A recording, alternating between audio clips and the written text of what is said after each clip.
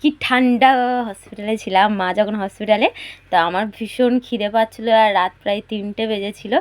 আর আমি দেখছিলাম যে কী খাবার আছে কী খাবার আছে, দেখলাম পাউরুটি আছে। পাউরুটিটা তো শক্ত একটা টোস্টের মতন হয়ে গেছে। আমি যখন খাচ্ছি কুড়মুড় কুড়মুড় করে আওয়াজ হচ্ছে, বুঝলে।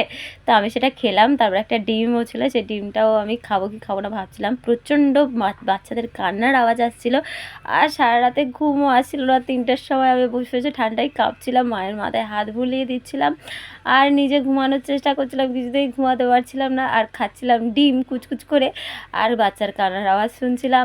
কি ভীষণ ঠান্ডা পড়েছিল, তোমাকে কি বলবো। মা হসপিটাল থেকে কাছে চলে এসেছে, কিন্তু সেই ঠান্ডাটা আর নেই। সেই ঠান্ডাটা বোধহয় আমাকে কষ্ট দেওয়ার জন্যই হসপিটালেই এসেছিলো, আবার হসপিটালেই শেষ হয়ে গেছিলো। হাতে হাত ঘষছি, ওড়না চাপা দিচ্ছি, তাও আমার ঠান্ডা আর কিছুতেই যায় না। সবাই ঘুমাচ্ছে, শুধু মায়ের মাথা থেকে হাত তুলে দিলে মা জেগে উঠছে, তবে হাত বুলাচ্ছি আর ঠান্ডায় কাঁপছি, কি কষ্ট।